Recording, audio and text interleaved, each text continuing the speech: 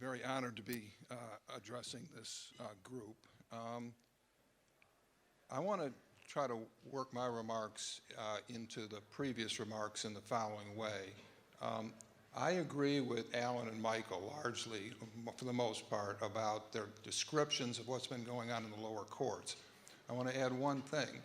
If you look at the pattern of cert denials, dissents from denials, and one case that's been taken up on merits review, what becomes clear is that there seem to be only two justices on the Supreme Court who are willing to take the Second Amendment really seriously. If you assume that the next president will appoint somebody more like Justice Scalia, you might get three. That leaves the Second Amendment still very, very vulnerable in the Supreme Court.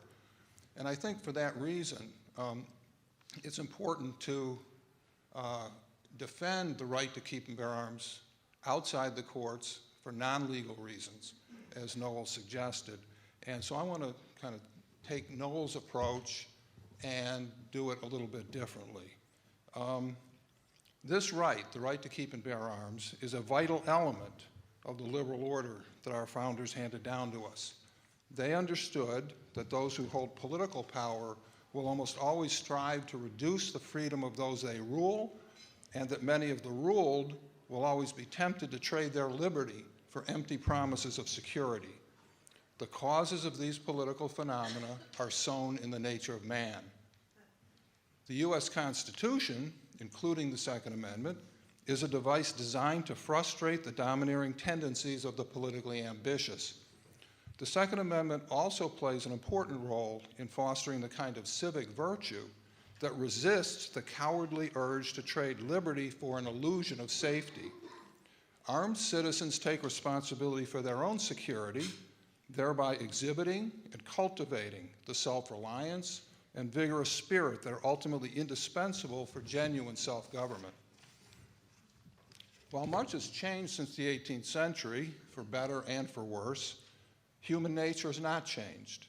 The fundamental principles of our regime and the understanding of human nature on which those principles are based can still be grasped today. Once grasped, they can be defended. Such a defense, however, demands an appreciation of the right to arms that goes beyond the legalistic and narrowly political considerations that drive contemporary gun control debates. Regrettably, too many American opinion leaders, forgetting or rejecting the reasons that justify this right, have been extremely uncomfortable with the Second Amendment. The progressive left, for example, has largely been united in promoting restrictions on civilian access to firearms, and conservative intellectuals have offered little resistance to conventional elite opinion. Two of our most erudite popular pundits, for example, have called for amending the Constitution. George Will regards the Second Amendment as an embarrassment, and he wants it repealed. Charles Krauthammer goes even further. He favors useless gun control regulations. Useless gun control regulations he favors because, and I'm quoting, they will desensitize the public to the regulation of weapons in preparation for their ultimate confiscation. The silence of many other conservative intellectuals suggests a widespread ignorance about the continuing importance of the right to arms. The founding principle of liberal political theory is the unalienable right to life, or more precisely, the right to self-preservation. It's derived directly from nature and universally acknowledged, even by those who contend that political duties arise solely from convention or agreement. John Locke, who is the true father of our Declaration of Independence, argued that reason dictates natural laws that include a duty to refrain from harming others in their life, health, liberty, or possessions. That duty, in turn, implies a right in everyone to enforce the natural law by punishing those who offend against it. And that right was not relinquished when men left the state of nature by entering into political society. Locke notes that if a thief steals everything you own, you must appeal for relief to the civil authorities. But if an armed robber tries to take only your horse or coat, you are entitled to kill him. because you may reasonably fear that he will kill you if you resist his demand. For exactly the same reason, lethal force may be used against would-be tyrants.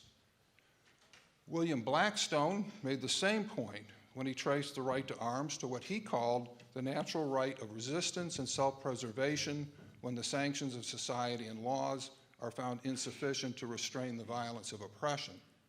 For Locke and for Blackstone, the violence of oppression may come either from the government or from criminals whom the government fails to deter. The same fundamental right of self-preservation authorizes the use of lethal force against both. Consistently with Locke and Blackstone, the Second Amendment links the right of self-defense against criminals with the right of self-defense against the threat of tyranny. The right of the people to keep and bear arms is one that can be exercised by an individual to protect his own life and liberty, or collectively to resist the imposition of despotism. In an echo of Locke's insistence that there are natural duties along with natural rights, the Second Amendment also refers to the well-regulated militia as an institution necessary to the security of a free state. Unlike the armies of the time, which comprised paid volunteers, the militia tradition entailed a legal duty of able-bodied men to undergo unpaid militia training and to fight when called upon to do so. Modern proponents of civilian disarmament never tire of reminding us that society has changed since the 18th century. One significant development has been the creation of professional police forces. For reasons that are both completely obvious and confirmed by lots of social science research, the police alone cannot secure public safety, nor will they be able to do it any better if Charles Krauthammer gets his wish for complete civilian disarmament. Gun control laws aimed at the general population are a proven failure. Nonetheless, we see persistent efforts to compromise liberal principles and endanger the lives of law-abiding citizens by restricting their access to an essential means of self-defense. The principal roots of these efforts deserve to be called what they are: cowardice and authoritarianism. The authoritarian impulse is most conspicuous among elite proponents of gun control. The vast majority of these people are quite well insulated from the threat of criminal violence. At the pinnacle of the ruling class, proponents of gun control like Barack Obama, George W. Bush, and Bill and Hillary Clinton have squads of heavily armed bodyguards who will protect them for the rest of their lives. And most people in the upper middle class can safely advocate the disarmament of their less fortunate fellow citizens without fear that such regulations will have any significant effect on themselves. Excuse me.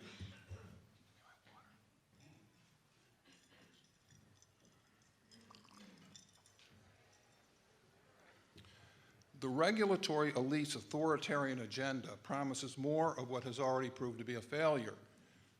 But the moral effects on the general population are likely to be even worse. Much of the propaganda against guns is calculated to foster cowardice, passivity, and irresponsible reliance on the government.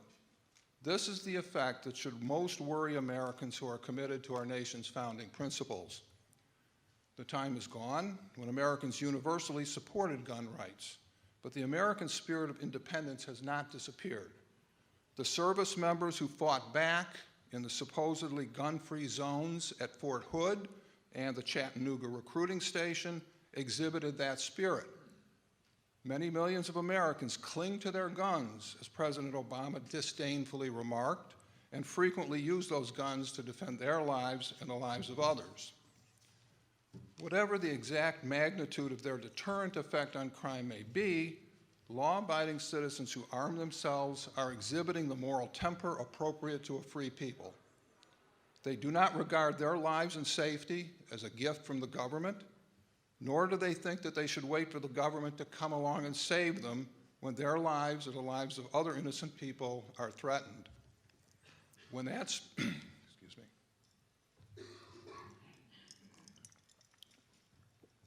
When that spirit is finally squashed, bureaucratic government will continue to expand, violent crime will continue to plague our most vulnerable citizens, and genuine self-government, both personal and political, will become ever more illusory.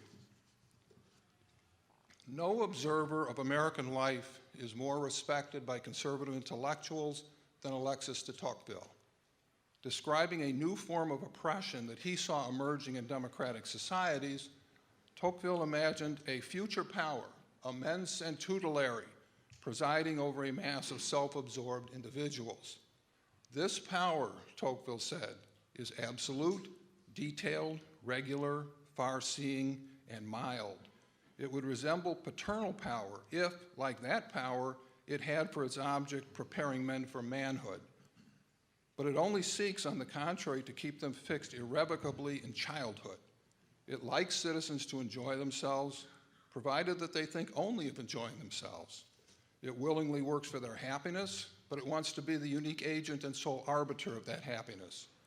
It provides for their security, foresees and provides for their needs, facilitates their pleasures, conducts their principal affairs, directs their industry, regulates their estates, divides their inheritances. Can it not take away from them entirely the trouble of thinking and the pain of living? 1,000 illustrations of Tocqueville's prescience can be found in the agenda of the progressive left.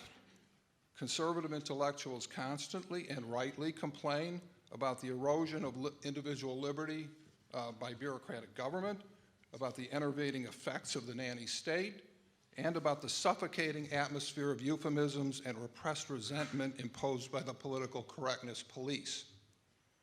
But few of these pundits raise their voices against infringements of the right of self-defense, which is the core principle on which our liberal republic was founded.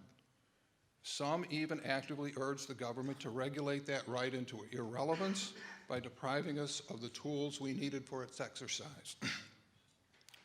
Whatever else has contributed to the decay of Americans' Republican spirit, forgetfulness or ignorance about the philosophy underlying our free institutions is among the least excusable failings that public intellectuals can display.